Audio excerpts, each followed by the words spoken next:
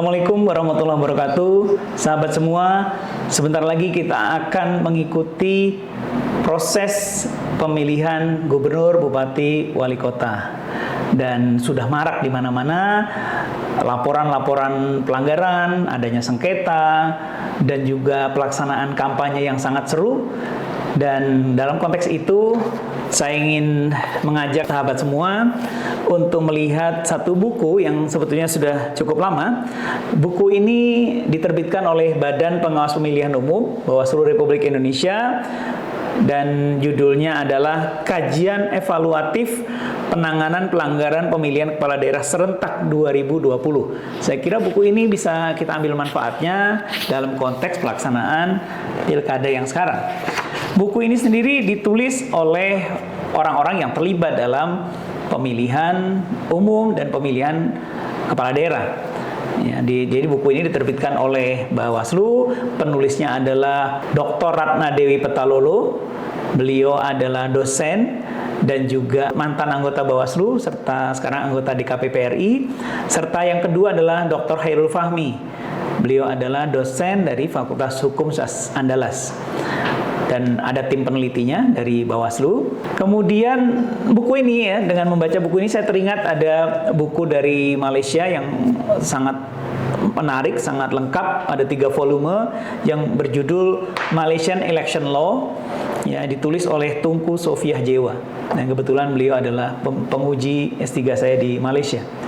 Walaupun tidak sedetail dan selengkap buku tersebut, tapi buku ini sangat menarik. Jadi buku ini membahas tentang pelanggaran, mekanisme, dan kelembagaan. Misalnya dibahas tindak pidana pilkada itu di bab 3, bab 5A, kemudian bab 6A dan C. Kemudian juga dibahas tentang pelanggaran administrasi pilkada, yaitu di bab 4, bab 5B, dan bab 5C, serta bab 6B dan C. Lalu juga kita melihat bagaimana alur atau pembabakan buku ini. Jadi buku ini pertama pada bab 1 dibahas pendahuluan seperti biasanya, lalu pada bab 2 dibahas kerangka teori sebagai pisau analisis. Ini saya kira menarik karena buku dari suatu lembaga resmi seperti Bawaslu tapi tidak melupakan kerangka teori yang penting digunakan sebagai pisau analisis. Lalu pada bab 3 dan bab 4 dibahas analisis atas perkara tindak pidana pilkada dan pelanggaran administrasi pilkada.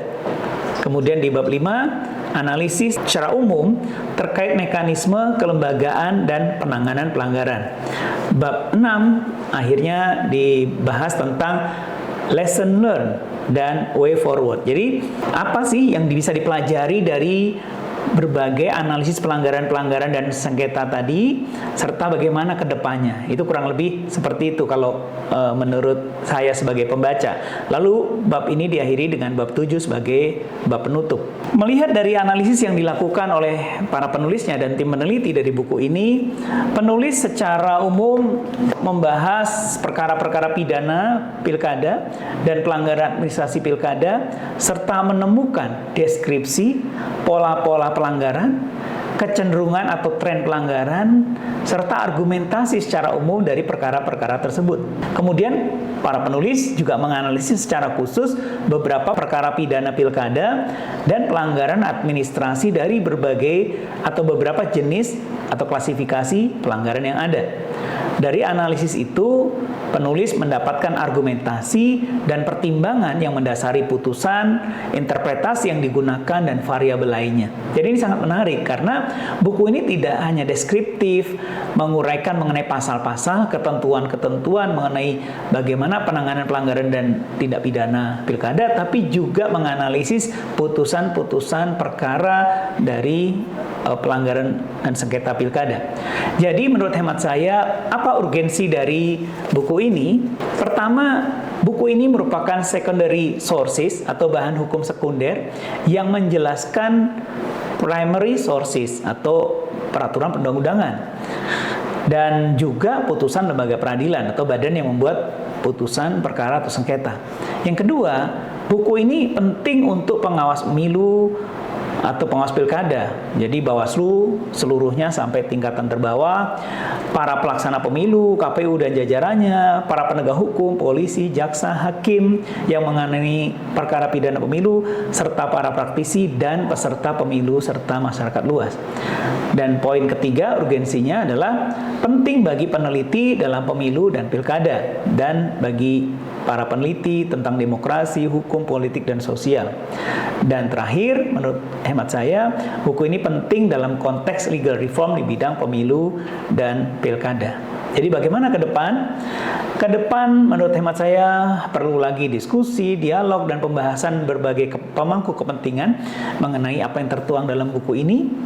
Lembaga lain juga melakukan hal yang sama. Saya kira penting juga melakukan analisis, evaluasi penanganan berbagai pelanggaran atau sengketa, dan juga untuk memecahkan persoalan-persoalan yang problematik yang masih sulit dipecahkan atau diselesaikan.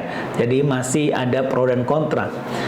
Dengan demikian, saya kira buku yang ada di tangan saya ini penting untuk kita pelajari, kita baca, dan mudah-mudahan pilkada mendatang atau pemilihan gubernur, bupati, wali kota yang akan datang berlangsung dengan sukses dan lancar. Assalamualaikum warahmatullahi wabarakatuh.